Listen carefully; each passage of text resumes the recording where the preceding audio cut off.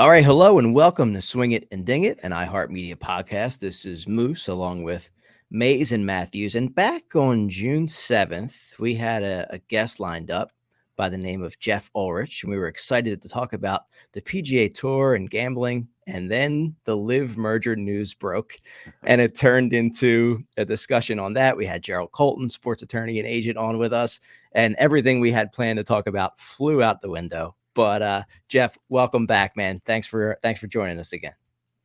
Yeah, no, absolutely. It's actually, I mean, it's funny you reminded me. I completely forgot that happened. I was going back and I remember talking about a tournament, but I completely forgot that was the day that the Live merger broke. Yeah, so definitely a little bit more chill with us being in off season now, but still lots to talk about, obviously. Yeah, absolutely. Harry Mays, how are we doing today, buddy?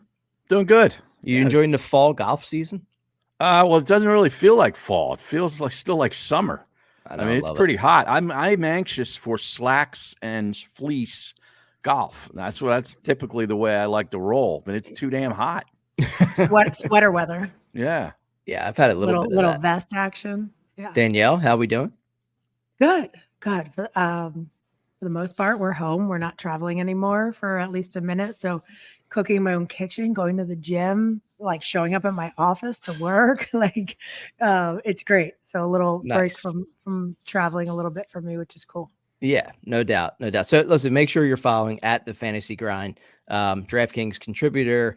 I love the Draftkings DFS fantasy cheat sheet. It's where I go to prepare for this show. Shh, don't tell anybody that. But tremendous info. Geoff, since we last talked, just talk about, what you've been up to. I mean, I know golf is not the only thing you talk about, but just talk about how things are going in your world.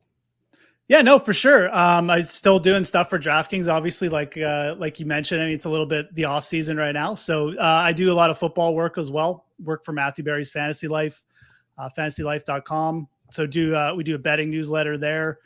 Obviously still covering the golf for DraftKings and into the fall swing. And, I mean, there's no tournament this week, but still keeping an eye on the Euro Tour. Got a couple guys there. Daniel Hiller off to a nice start. So it's good to see. But yeah, just, the gambling world moves on. It's nonstop. Hockey, NBA. I cover a little bit of that too. So glad you didn't say Major League Baseball, because we don't want to talk. We don't want to talk about that. Yeah, I mean, that's the only thing I don't cover. We don't want to talk about that. That's why I'm happy we're talking about golf tonight. Zero baseball info for me. So. I need to know what your screen time is like paying attention to that many sports. Like what? It's high. It's got to be. I get warnings on my phone all the time. It's like, sir, look up at the sun. Yeah. Go outside. Take a break. So Geoff, let's start with, we talk about, we have a See the Line segment. We're sponsored by DraftKings, right? So it's a big part of our show is talking about the game and the trends and betting on it. And I'd just love to get your perspective from a full season last season on, what you saw, kind of the trends, and then we'll get into a whole bunch of different stuff, but just kind of an overall on a year in review in gambling on golf, what you learned. I mean, I think the biggest thing, just harkening back. I mean, certainly, I think we're at a point in golf where, the elite talent seems to be coming through a little bit more for betting purposes. I think that, I've done this in terms of covering golf, for gambling for a while now, over 5 years. And, we've gone through periods where, you go into an event and you look at the top and you just don't feel as confident. And, I think we had a lot of periods where guys 40, 50 to 1 were really good values and would come through quite a bit for gamblers. But I think we're kind of at a point now where more often than not, you're getting the guys at the top of the board coming through a little bit. And then I'm not saying the very top. I'm not saying Scotty Scheffler's winning every week. Rahm's winning every week. But, in that top 10 vicinity, guys like Victor Hovland, going on runs. Cantlay's had runs in the past. There's just names like that consistently coming through. Now it's still a really volatile sport. And when you get into weaker fields, you get winners that come out of nowhere. But I think that's kind of the biggest trend is, for gambling, you need to obviously, really respect the elite talent that's coming up, because these guys are coming out hot. They're ready to go, Oberg, okay, I completely forgot how to pronounce his name. Oberg, whatever, however you Harry will help you out. Harry is our official pronunciator. Ludwig. Ludwig on the Euro Tour is a great example. I mean, the guy's just coming out hot. You know, he obviously didn't win yet on the PGA, but ready to go on the Euro Tour already. So, you know, really respect that top talent, I think, when you're looking at the board. If you had to look back on the year, Geoff, in a fantasy realm, who would you say is that it would make, if there was an MVP for fantasy golf, as far as a player that was constantly, you know, maybe, you know, earning points, always earning points in the mix, good value, whatever, who would that be for this year? Probably Victor Hovland. You know, like, because, yeah, I mean, sure, like Rahm had that hot stretch at the start. But I think when you look at Hovland's whole year, you know, the performance at the majors, like almost winning the Masters, going toe to toe with Brooks, going on that huge run at the playoffs. I mean, I would say just from a year-long perspective, and he did get it done, the Memorial too, from a year-long perspective, like whenever Hovland teed it up, I mean, you were rarely disappointed. I can't even, I think he may have missed one cut. I can't remember, but like from a fantasy perspective, certainly up there. And if you're looking down the board a little bit, I mean, you know, you look at birdie producers, a guy like Steven Yeager, just like, you know, made a ton of cuts, makes a ton of birdies. When you're playing DFS, a guy like that, who's not always, you know, like 9,000, 10,000, super valuable. So I'd give a shout out to a guy like him, very consistent year, high birdie rate. But for me, yeah, I'd give the vote to Hovland. Geoff, I'll tell you what, we, a friend of the program who has been on, Eric Hall, we have ridden like secretary. Throughout. That's another good one. That's a good call out. Before everyone else was on it, we were on it just because, you know, we're homers. And if you come and support us, we support you. Let's face it. And, you know, Danielle was like, watch out for this guy. Like you know, I know what he's capable of. And what a great story. I mean, talk about a guy who is probably super value. At some point, it's going to catch up, right? We saw that with Zalatoris 2 years ago, right? Eventually it catches up. But man, I mean, he's up there all the time. Yeah, I mean, a lot of people, it's funny because the week he almost won in Honda, there was a lot of people like in the little smaller knit community on X, we call it now, who were like, you know, 150, like this guy's way too long in the odds. He had played well before coming into that event.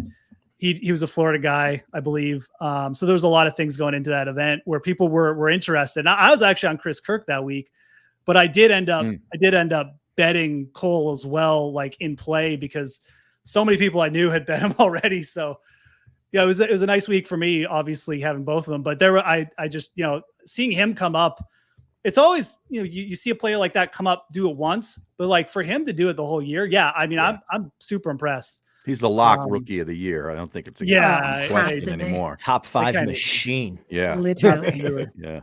Like you said, I mean, he hasn't got it done yet, but he kind of reminds me a lot of when Kevin Kisner came up and he got really close a lot and he started to play really consistent. He's got a similar game, really good short game, amazing putter. He'll get it done. He's got a couple wins coming, I think, his way soon enough. So yeah, that's a really good shout out.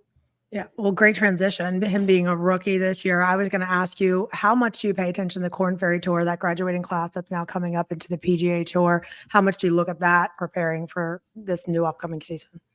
Yeah, I mean, it's a little bit different this year because of they've changed the criteria. So the fall swing used to be all the Korn Ferry guys would come in and then you get an influx of new players and you could sometimes jump on people like really quickly before their odds kind of caught up with them.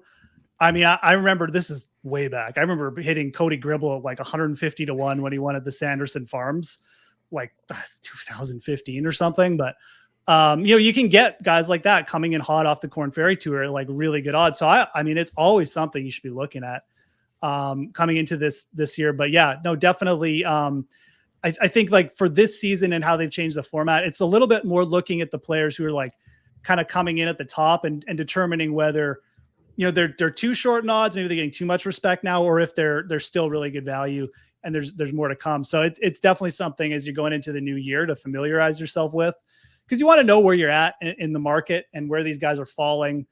And like I said, are they getting too much respect, or are they still like, you know, down in the board where, you know, you should be potentially getting some bets in on them? How long? Any particular rookie? Oh, go ahead. Sorry. No, go ahead. I was going to say, any particular rookie, like upcoming rookie that you have your eyes on or think anyone should watch out for? I mean, I don't have a name. Honestly, that's one thing. I don't have a name off the top of my head. I mean, I think that this year again, this time of year, normally I would be looking at that. I just haven't. I've been Danielle must have one. That's why she asked that. She must. No, have. I mean, That was a yeah, leading yours? question. Yeah. Yes. No, I'm just curious. I've been paying attention, but Yep. it is. It's weird because they used to start at the Fortinet and Napa, and now with the change in the season and just this season right now too, like with the guys still going, and it's like it doesn't count. It's FedEx points, but not FedEx Cup points. It's just it's different. So Yeah. I'm with you, and like I like paid attention to the graduating class and like who earned their cards, but it's not like I was like, oh, this guy's gonna like be a disruptor or like watch out for him. So I was just trying to get my own knowledge there for our listeners. I think the other thing to consider too is like the Euro Tour. That you have some players now are going to be having full cards coming over from there. Like Rasmus Hogart could potentially be coming over. So it's like a little bit different. That's I mentioned Daniel Hiller off the top. You could have some pretty good young players coming in from that side too, right? So a little bit different year for sure. But yeah, no guys off the top of my head right now. I mean, I like Pearson Coody. I think Pearson Coody is gonna. What about his brother? You just like Pearson, and that's it? Just Pearson. Just like you can only have one Hogard, you can only have one Coody. It's just the way it works. You just like to say Coody. Yeah, I do. I do. Hey, Geoff, how long did it take you to adjust this past year with the loss of the live guys in these tournaments, and how it affected odds where it would push guys up the board because simply maybe 5 or 6 really good players weren't there?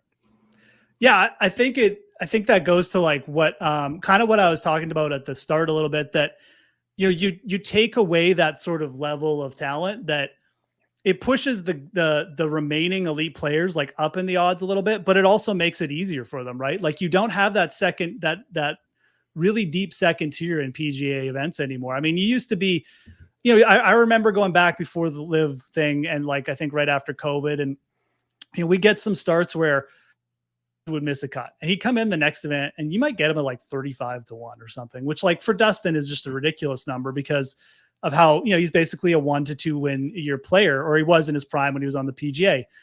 And we don't really get those opportunities as much anymore. So I think for me, adjusting to the fact that, okay, when you see the top players dip a little bit, the dip isn't going to be like fantastic. It's not going to be like 40 to 1 or something. You kind of got to realize, like, if you're getting a guy at 20 to 1, like for Hovland, say, or in that range of player, you're doing pretty good. So just adjusting to the fact that I think that there's a level of talent that just isn't there anymore when you're looking at golf odds, and just it's a little bit sad to say it's a little bit watered out. And I don't know how long it's going to last because we still have all these good young players coming in, but it just felt like it was a little bit watered down in terms of the talent level at the top than it has been kind of in maybe the previous 3 or 4 seasons. Yeah. And sticking with live for a second, correct me if I'm wrong, but like I know in our area, we can't bet on it, right? Is it everywhere or just in our states, or what do you see, or what do you think? I can definitely bet on live. Yeah. No, it's okay. I actually recall that now. I remember having this conversation with someone, but yeah, I think it's banned in certain places. I think there's certain places in the States you can. I know certainly up here in Canada you can, overseas you can. But yeah, and like live betting is its own little thing. You're getting really short odds on some of the players, but at the same time, it's a more what you call like illiquid market. So I feel like, there's not as many people hammering numbers there. The numbers are slower to adjust on live, I would say. I know Bryson for a while wasn't going off in the top 3 or 4 players right before he went on his nice run. And even when he did eventually start winning, like you were still getting him 10, 12, 14 to 1, which for a minimum field like that with, not that many top golfers, it's pretty good for considering the form he was in. Right. So, live betting is interesting. Certainly can you bet on the teams. I don't, but no, that's one thing I have not gotten into. I mean, can you though? Like you can absolutely. Oh, you can. Yeah, you can. Okay. Yeah. But I have not gotten into that, but, certainly like, I think a market worth watching for the fact that, when you see these guys like maybe performing well in a major, the live players or something, or performing well in a non-live event, and then you come back and maybe it hasn't been reflected, I think there's definitely opportunity there.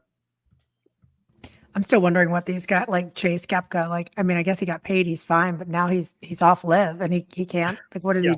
where does he go now? Yeah, what's going to happen to Matthew Wolf, right? Like, oh god, yeah, that's the whole that whole. Yeah, and I mean, just keep putting that swing on Instagram. Yeah, new promotion event, right, where they're going to have almost like a Q school where you can get into it. Yeah, it's almost like they're figuring out as they go, right? Literally. And as you're waiting for things to change, so, right? Yeah. It's like you're figuring out as you go, and you're waiting for your whole world and structure to change or not change. So it's a strange situation in my mind. And I'm not anti-live. I particularly don't find myself tuning in to watch it for whatever reason. I'll flip it on for like a hole or two, and I'm just like, I don't know. It's just not grabbing me for whatever reason, but. If I could gamble on it here, it might help. Yeah. Well, I was in Miami the other week or last week, and I was like, wait, that's so close. Like I should probably go down. But I was like, just Miami, the traffic. Like I was just like, well, so I didn't, but I probably should have. I'd say the I need to go check it out. Is a hard listen for me. With that broadcaster, the just soccer guy. I love Arlo on. He's really good at soccer, right, but he's calling it like it's a soccer match, and it's like he's Ted Lasso. He's the voice of Ted Lasso. Oh, he is. Oh, yeah. I didn't even realize that. Yeah, that's where he really took. And then they're always trying to hard sell you on how great this is. So you got to listen. You got to watch on mute. Yeah, I probably. There's a million fans here watching the action. You look over to like 6 people. like I can't make a cricket noise. I just tried. I did like a bird whistle. Jeff, I go ahead. I'm sorry. I was just gonna say, I think my favorite peak live moment was when I think it was Faraday called Greg Norman like the second most popular athlete in the world after in Michael Jordan or something. Like, oh my god, it's like no, he definitely wasn't. Just but stop. Yeah, good attempt. Yes. You see all the awards he like just won, like for the So who else are you gonna give it to? Yep. Jeff, question I have for you, hypothetical. I don't know if you like hypotheticals or not, but I do. Right. So I give you $10,000 and you can bet on one tournament for one player to win. Would you take an elevated event with the top players in it, or would you take a non-elevated event with maybe not, anyone in the top 10? Where do you find like you're able to attack more? Man, yeah, that's a really good question. God, I mean, I'm a complete sicko, so I would probably say like a non-elevated event, so I could find some guy who was like I thought was good value, like 80-1 or something, who hadn't made a cut for 3 weeks. The correct answer would probably be an elevated event and try and really get on like a guy like, who's just a little bit maybe shorter in the odds and was coming in with some good form, like just looking like getting on like a Xander Schauffele when he was, starting to pick up, something like that. That's probably the correct answer. Trying to get on, maybe Finau or something like that. But although Finau seems to win all the non-elevated events now, that's his thing. But that's probably a bad example. But goes in and sweeps. The non-elevated events are definitely fun. But it's probably if you're making like one $10,000 bet, you're much better to go to an elevated event and look for one of the top guys to come through for you. Cool. Scared money don't make no money. Well, you talk about a guy who's in the money. Colin Morikawa, of course, coming off this win. But I looked into his numbers. He's had 99 starts on the PGA Tour. Wow. And in 1/3 of those starts, he's been finished in the top 10. 33 of 99, and he's made 82 of 99 cuts. I mean, when you're the best iron player in the world, you're not going to miss many cuts, and you're going to be in contention. His win was well overdue. He just it's funny because I want to get into like trending up, trending down, and Colin's someone to me, and I just looked at it, and we're going to talk a little bit about the majors too. But Colin Morikawa to win a major right now on DraftKings is plus 650. I have to jump on that. I think he does it in this year. But on that topic, Jeff, who are some guys that you think are trending up and down? Right, you look at this past year. It's like Ricky Fowler was out of nowhere, it just came up and was trending, and then you had some guys that fell off. Who do you see? Yeah, I mean Morikawa, if we're talking about guys who you should be looking at their odds now, like as opposed to later. I mean, just looking, Victor Hovland's in the plus 15, 16 range. I mean, you're getting Morikawa. I mean, I'm looking at what are these is for the Open Championship. Morikawa's double. I mean, I put those guys in the same basket because I think they're both elite talents. Victor Hovland's played better, but it's kind of the odds that flipped on them. You always kind of want to look, when they flip to the guy who obviously you're getting better value on. So I think Morikawa probably really overdue for a bounce back year, but I mean, Justin Thomas is another figure who, obviously on the downtrend going into the end of last year, but always a player who is just someone you need to keep an eye on. So, if he has a good start to the year, that's another player who you look to, go later in the year. I mean, the PGA Championship has been his bread and butter. Pinehurst is actually, I think, kind of an interesting track for a guy like Justin Thomas, the US Open. So, he's gone down. He's not trending well right now. But again, if he has a good start to the year, maybe plays well in Florida, certainly could look to him. I think Tony Finau is in the same basket. Really didn't perform well at the majors. I thought he was going to take a step up, but it's just 1 year. These guys are elite talents. They'll go up and down. The guys on the rise right now are Hovland, still Scheffler, obviously. Homa is another one. I think Max is really due to find. I mean, I think he had his best year in the majors last year, but I think he's really overdue to just really make some noise, potentially get in there. So Hovland to me really sticks out as the guy who if I think he's probably going to win a major next year. I think he's going to become number one at some point this next absolutely. year. I think he's got it in him. He's just so good. I mean, it's the short game was holding him back, but he seems to have really dedicated himself to that. So Cameron Young at plus 1,200 to win a major kind of surprised me. Yeah. I thought it would be higher. It probably should be. Nothing against Cameron Young. He just, still doesn't want a regular event. I mean, I think once he gets over that hump, there could be more, but. How about a guy by the name of Rory McIlroy? Do you think he wins a major this year? Man, it just feels like Groundhog Day every day of the season, like this is it. I can't believe it's been a decade. I mean, it's Rory's so good. I mean, he's just so consistent. The off the tee game, when you're that good, he's really good at everything. It's just, sometimes it takes him a while to put it all together. He's kind of like that artist out there that just needs the right circumstances. I mean, I'll say yes. I mean, I think Pinehurst is actually an interesting setup for him as well. I think he's, the Augusta thing, I don't know if it'll ever happen there, but I see no reason why he can't eventually get back there and get himself into contention. I mean, he's certainly finished top 5, top 10 there before. I believe he's won at Valhalla. Is that correct? If I say that? I think he has. PGA, I think that's where he won. Yeah, he did. 2014, is that's that where it got dark, and they had them all play on the upset. Interesting. His memory is impeccable. Yeah. Interesting. So I mean, I think it sets up as a really good major schedule for Rory this year. Oh boy, here we go.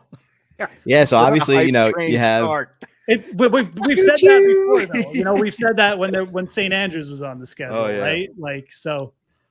So last year you had Rahm won the Masters, Brooks won the PGA, Wyndham Clark wins the US Open, and Harman wins the Open. This year, obviously, the Masters is where it is.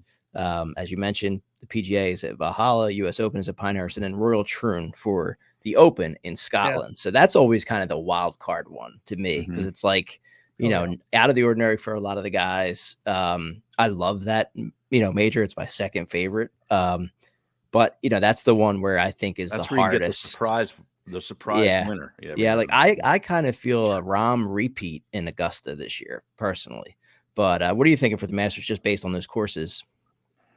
I mean, the Masters to me has become, since they've lengthened it a little bit more. Like I'm kind of with you. I mean, at some point, I'm just looking like Rahm. You can get plus 1,000 on him. Looks like in a couple places.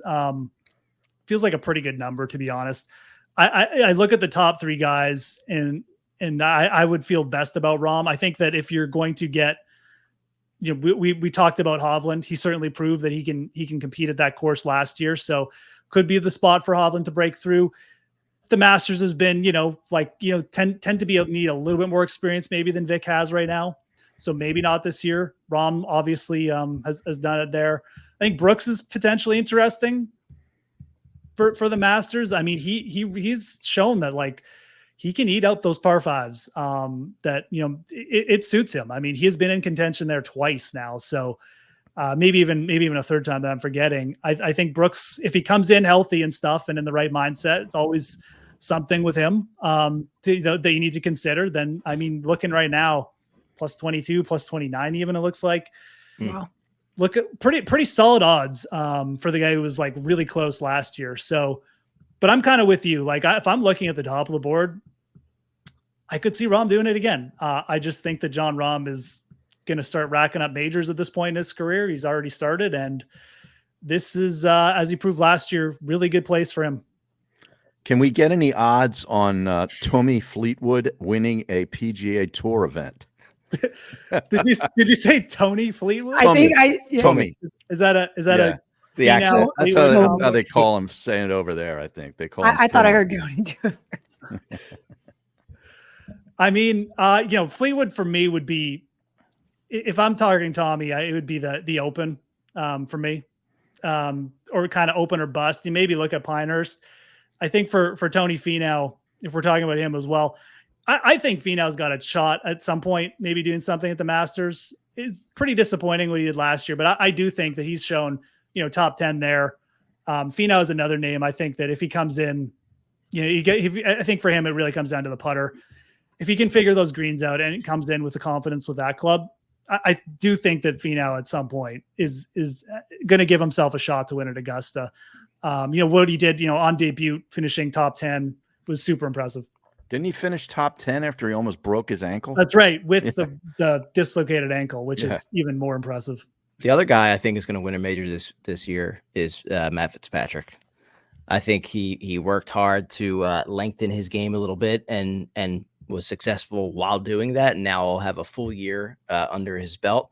His braces are off, right? So he's ready to rock. Like I think this is a big year for Matt Fitzpatrick.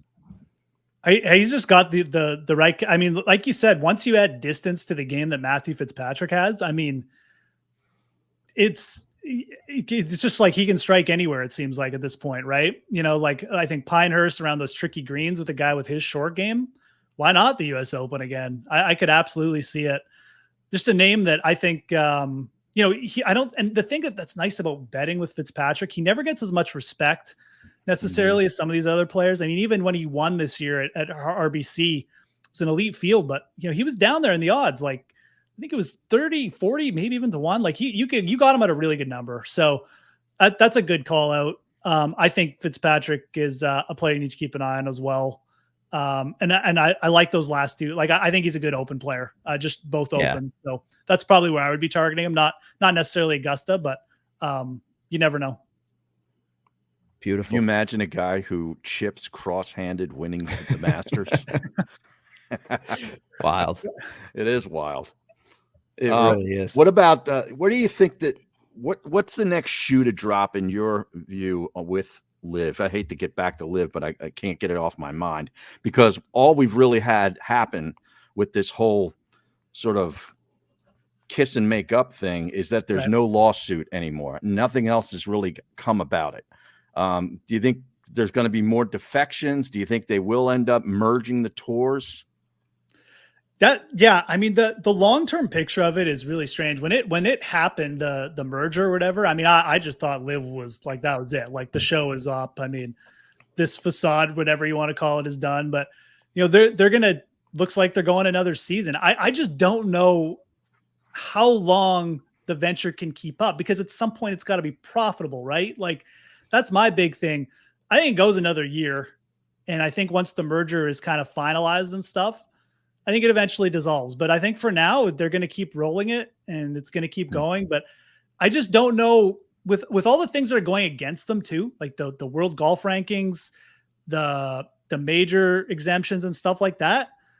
How many more players are actually going to want to defect? I think when you get players maybe into their 30s, like when some of these guys, like if it's still around in 2 years, maybe like Cantlay goes, or I don't think Spieth will ever go, but I mean, like names like that, when they get a little bit older, maybe they'll go take a look, but I just don't know how many more defectors they're necessarily going to get of the big names. Like it feels like the defection happened. The rest of the guys made their decision.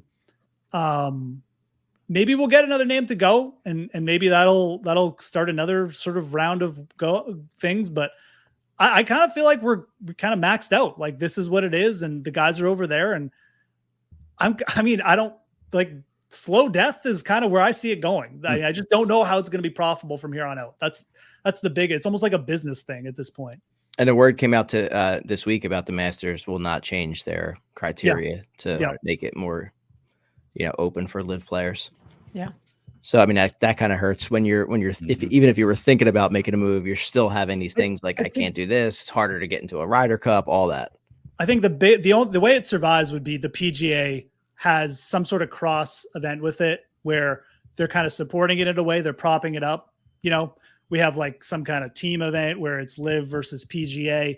People get a little bit more into it. I think it helps the live out. That's just what I would guess from a business standpoint. If the two are going to coexist for a longer period of time, there would have to be some kind of like PGA involvement. I don't think that it can just coexist on its own. If I had to guess, I'm obviously no business genius or anything, but certainly there's got to be someone watching this to you do the match live versus the PGA Tour. Yeah, exactly. That would be good. It would be some kind of Ryder Cup thing. Yeah. Yeah, that would be awesome. It really would be. Well, Geoff, listen, we appreciate your time. Make sure you're following at the Fantasy Grind. Obviously, week of a tournament, you're looking for information. Here's a guy who digs in and finds you value. Tells you a little bit about the course, everything. So, fan of what you do. We appreciate you coming on again, and we'll talk soon down the line. Yeah, awesome. Thanks a lot, guys. Appreciate it. Thank you. Got it. All right, let's take a quick break, and we'll be right back. All right, and welcome back to Swing It and Ding It. As we just concluded our chat with Geoff Ulrich, he's been doing it for a minute, and it shows in his preparation for a week, man. I mean, there's a lot of times where the guys he's talking about are in contention. Like he just pours into it. So really good follow, really good dude, knows his stuff. So always that's cool. What I said. I was like, I got to know your screen time because I know just prepping, even to prep for the pod and like looking over stuff. Yeah. Now I can't imagine if that's my job and I'm, looking after everything. It's insane. That's right. We touched on a little bit. Colin Morikawa, impressive win in Japan. I know it kind of, it flies under the radar when it's that far away and it's hard to watch. But I mean, you saw flashes of it in the Ryder Cup, and then just played lights out. Yeah, and it's one of those tournaments that means a lot to him due to his heritage. So it was kind of cool in that regard too. It's his 7th total win, 6th on the PGA Tour, and I mentioned those top 10s that just jumped out at me. Every 1 out of 3 times he tees it up, he finishes in the top 10, and he's a cut machine for fantasy purposes. 82 out of 99 cuts, shot a final round 63 to be 6 shots clear of our guy Eric Cole and that Bo Hostler dude. So I didn't get to watch it. I've DVR'd the final round, and I will go back and watch it. But with the time change and everything, it was just impossible for me to dial in on, and watching so much football and trying to play golf myself. Baseball. It was just, baseball too. That's, I'm going to miss that. Friday night, I'm going to be like, what am I doing? I should be watching game 1. Yeah. How about your boy Adrian Morant gets another W in Spain? Just racking up wins, man. Yeah. I mean, he is an impressive talent. That's for sure. Good for him. Just go out and earn it, on its face this next time. Don't leave it to a captain's pick. Yeah. I think that's the approach he's taken. Yep. So we are in an off week. We'll be back next week. We'll talk about the worldwide technology. And then you have the Bermuda and the RSM. So some lovely tournaments to watch coming up for sure. I also would like to talk about our article that came out in Gap Magazine. Very appreciative of Dylan for reaching out to us and the way that turned out. Very cool. Yeah, I have not seen a copy of it yet. Some of my friends get that. I guess they're on the mailing list, and I have some. He sent me. I want to send you guys. Oh yeah. Yeah, Dalton did a great job with that. There's no doubt about it. I called him Dylan, didn't I? I don't know. I think I did. I'm sorry, he's Dalton. He doesn't care. Dalton. But no, that's really good. I think it's going to get a lot more eyeballs and ears on the podcast. Yeah, it was really cool. And it was a fun, time for us to jump onto and just kind of, we got to talk about the pod rather than just talking about golf. So pretty cool. Yeah. Very cool. Very cool. So we talked a little bit about fall golf. I have my win code hat on. I played that course for the first time. What an awesome course. Is that like a links Somebody's course? Trying to tap me out. I'm going to let Brennan jump on for 5 seconds and talk All right, with you guys. He wants to talk about a few right. things. Let's see what he's got on his mind. And let's see what he's wearing. Yeah. Let them know who you're wearing tonight. That's a links course, isn't it? Yeah. Really nice. Oh, nice. Yeah, it was windy, but yeah. Just let them still talk. Listen, Don't this- take hey, over. Brandon, who are you wearing? This might not be what Harry was wearing at her wedding. No, that's not I Vera think it might Wang, be but Slightly. Hey, Wang. Slightly better. I've got the camo one on. Oh, nice. That Moose just sent me. I mean, how good is this? I mean, how good is Yeah, this? that's great. By the way, shout out to whoever you use for clothiers. Everybody should buy these. They're fantastic. I wear them everywhere. Yeah, that's a little branded Bills. Were you man. wearing They do a that nice at job. the Grove today? Don't tell Adidas. Were you wearing that at the Grove? I actually was wearing a swing and dinging hat. Yeah. Awesome. Love it. Love to see it. Love to see it. Oh. So how's everything going in your world, my friend? I'll tell you what, I cannot wait for Tuesday. Get surgery. Finally, don't have to fall down 3 times a day. Oh my God. Yeah, it's awful. It's I've been dealing with this for several years now, but I mean, my Danielle's seen it. Was there like was it just wear and tear, or was there like a certain, anything that actually happened to make it worse at all? I mean, listen, there's episodes. Probably the best that I was when I played the best, right? I had probably year and a half span where I actually was okay. Yeah. Other than that, it's always been awful. What's the recovery time that they're talking about? It's actually not bad. Quality of life comes back pretty quick. Golfing comes back 6 to 8 weeks though. So, listen, I've needed to do this for a while. When I talked to the PGA Tour about what medicals actually mean and what they would actually do for me in Vegas, I was like, all right, I need to do this. So it's an exciting thing, honestly. My agent actually talked to me afterwards. He goes, "Have you been healthy for a single year you played professionally?" I said, "No." So it's going to be kind of fun, Is there a tournament out there that's, a couple months away that you have kind of circled as a goal to try to get to?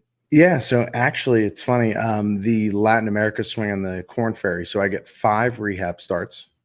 So I have the Latin America swing for the Corn Ferry circled for when I'm kind of going to start getting going, which is obviously a very comfortable situation for me. So, yeah. Well, the back situation that you have, I imagine, really impacted your ability to spend a lot of time over a putter, because that's hard on your back, putting for hours on end, isn't it?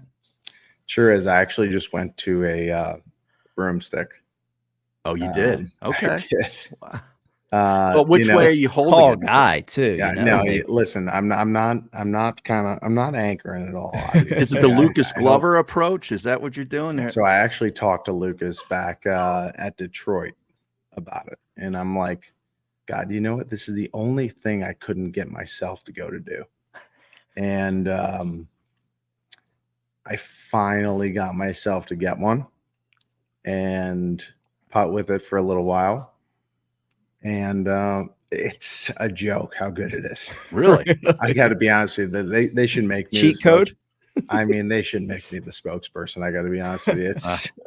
It is crazy. I've always had somewhat of a difficult time between 5 to 10 feet, and now it's insane. I mean, like we were just talking about, I played at the Grove today. It was insane.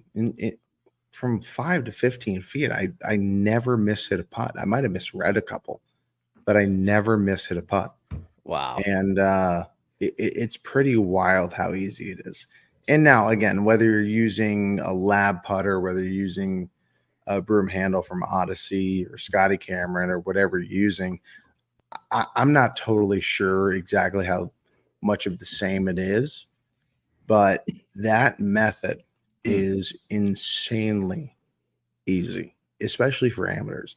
And it's funny. I always joked with a bunch of guys that I play with at Seminole. I said, I think a requirement here at this club is that the only way you get accepted is that you use a broom handle putter. Really? Because almost every member there uses one, and I can see why now. Wow. It is pretty amazing, and everyone always told me, Brandon, you have so much scar tissue. Like you're 27 or 28 now. I'm 29.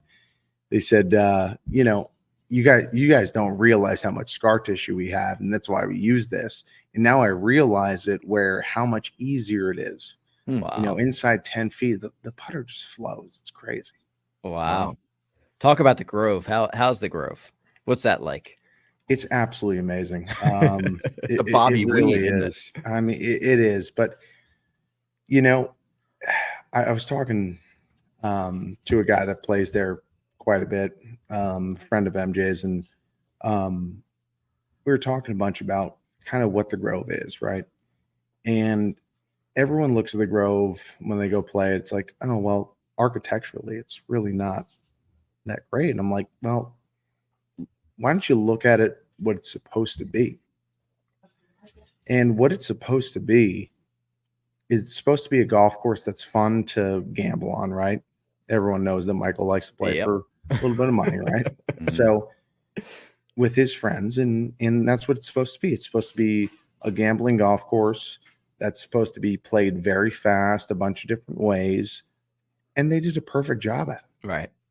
And it's a 12 out of 10 hang. And that's exactly what the golf course is supposed to be. And they did, in my opinion, they did a perfect job of what they wanted to accomplish. Wow.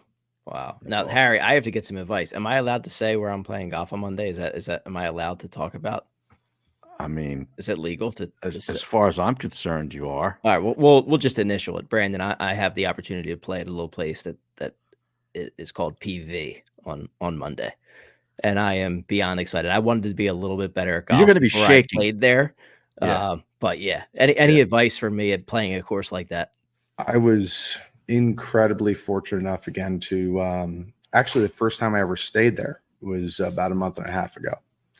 And there is no chance in the world that there is a better golf course on the planet. Wow. Yeah. It's the bottom. It's everything they say it is. It's the bottom line. I'm not going to be able to sleep Sunday night. Like you shouldn't be able to. I mean, listen, I play golf for a living. I've been fortunate enough to play some of the greatest golf courses in the world. Every time I, go past that broken down amusement park, I literally get the shakes, It's crazy that's there. Yeah. It's my favorite place in the world. Wow. And it's not even close. So, the first time I was able to actually stay over, and it makes it even that much more special. Oh yeah, I could only imagine. Suit and tie for dinner, the whole 9 yards, and the way golf was supposed to be. Yeah. Right. You get taken back in time a little bit.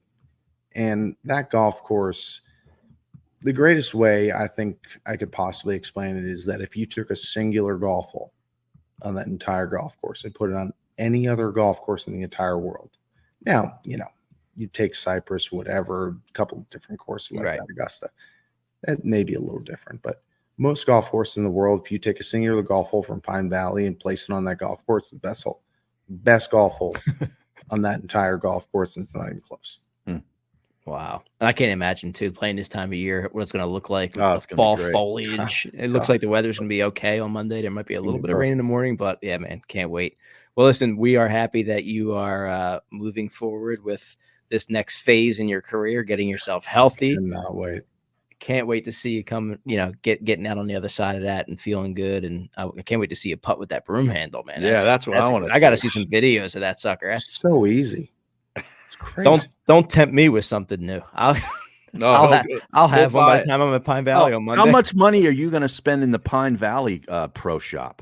If it's open, it'll be open. I'm scared for myself. I got the under from what I spent.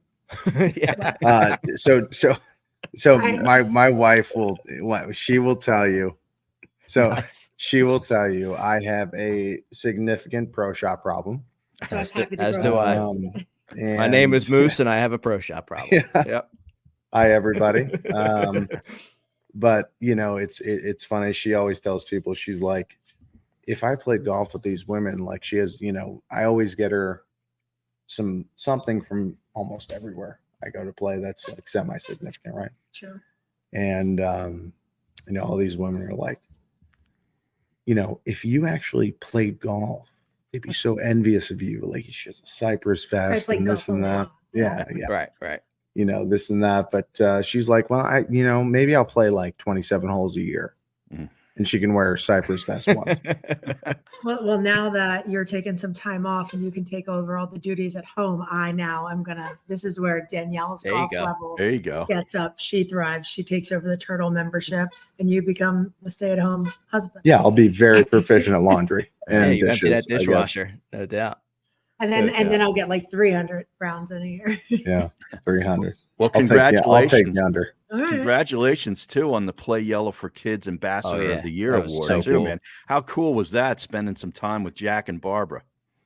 Well, listen, I mean, Jack is one of the most prolific people in the game, obviously, if not the most. Being around him, talking to him, and just it's wild, right? You're a living legend, right? Yeah, You're just it's wild. It's nuts. Listen, growing up in Scranton, Pennsylvania, listen, Dustin Johnson said it best at Augusta, right? He goes, I didn't dream this far, right? Yeah. And for me, a lot of that was how much I can do with my platform. It's not, listen, I believe I can win the Masters. I believe I can do all that. But the most important thing to me is what I can do with my platform to give back. And what I've been able to do over the last few years is something beyond belief. And